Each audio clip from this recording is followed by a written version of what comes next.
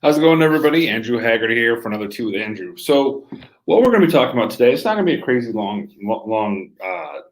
topic today, but it's something I think is really important. It's talking about economics, supply and demand, all those things. And I ran across a really cool article, and I thought it kind of set the point of what we're talking about. What we're doing here is what does supply and demand tell us about today's housing market?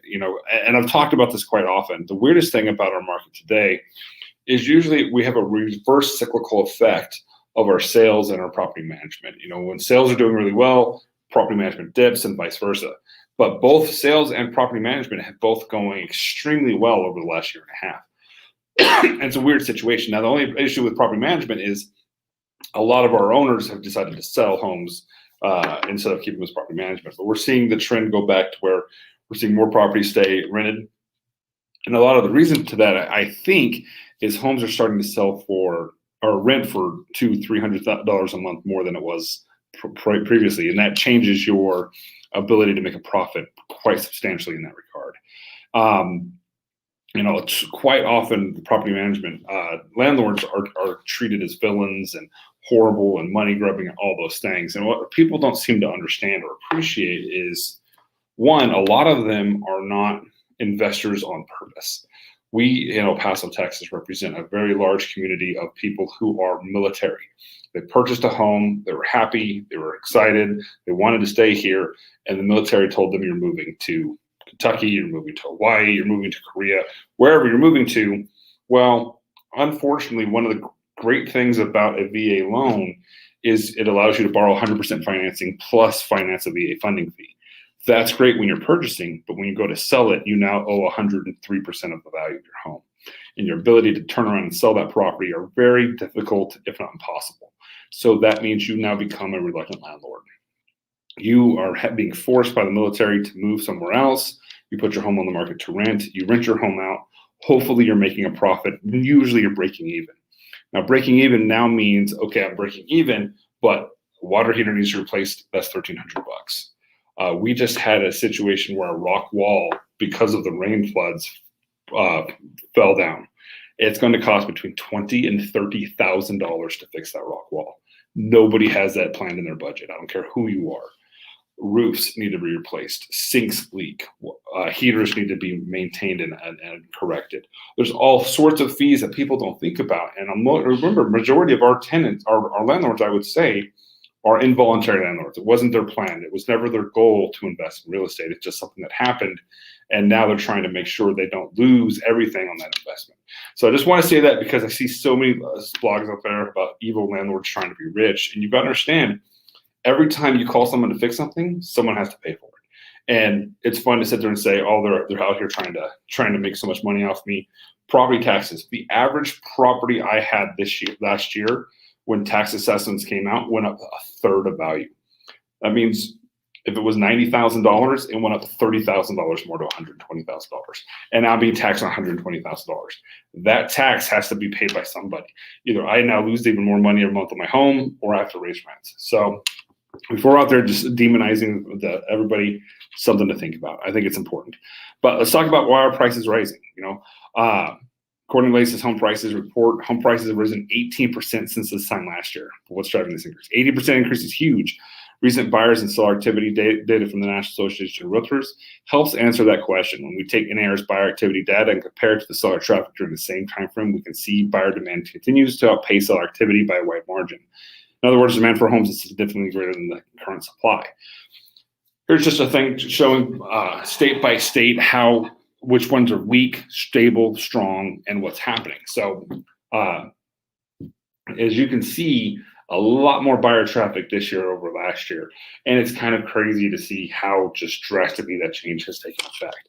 Combination of low supply and high demand is what's driven home prices up. Home prices seem high, but recent price increases make sense from a supply and demand perspective. So even though the prices have gone up, if there's not enough available in the market, they're going to keep going up. And you're seeing this as a listing agent and a buyer's agent. I've often said in this business right now, it's the best of times, worst of times. If you're a listing agent and you've got a listing, it's a great time to be in real estate.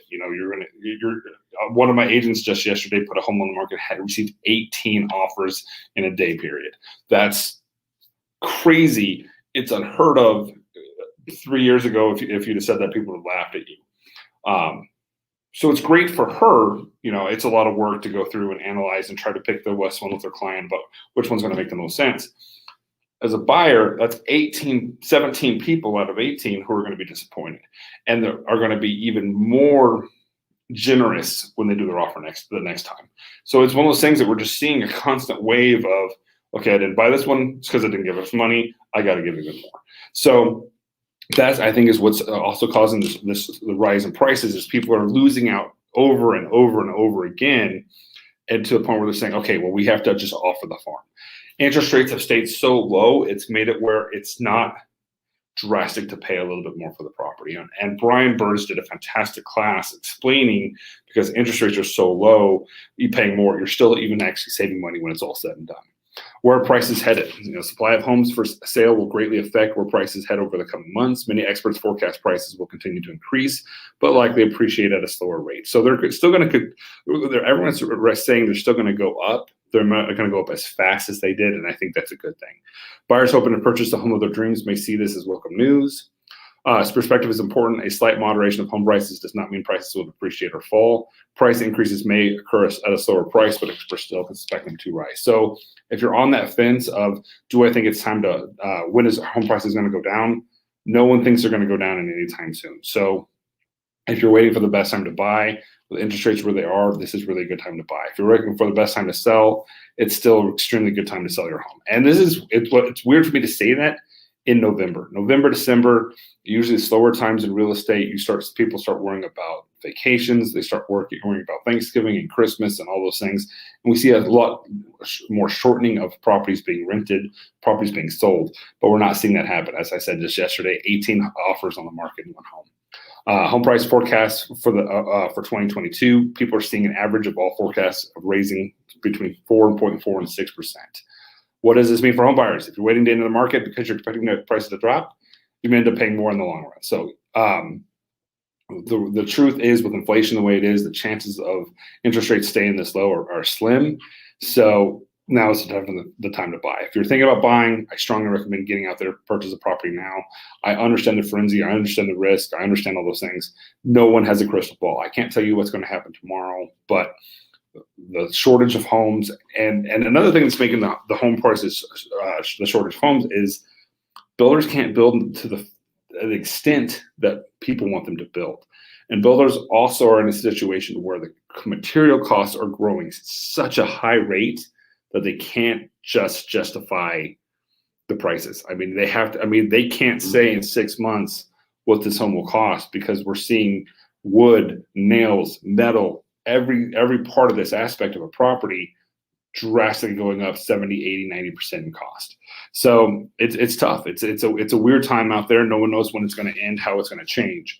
The truth is, high demand and low supply are what's driving up home prices in today's housing market. And when prices may increase at a slower pace in the coming months, experts still expect them to rise. So if you're a potential home buyer, connect with your real estate agent and look for a home today. If you're looking to sell, guys, now's the time. And it's November, it's quieter.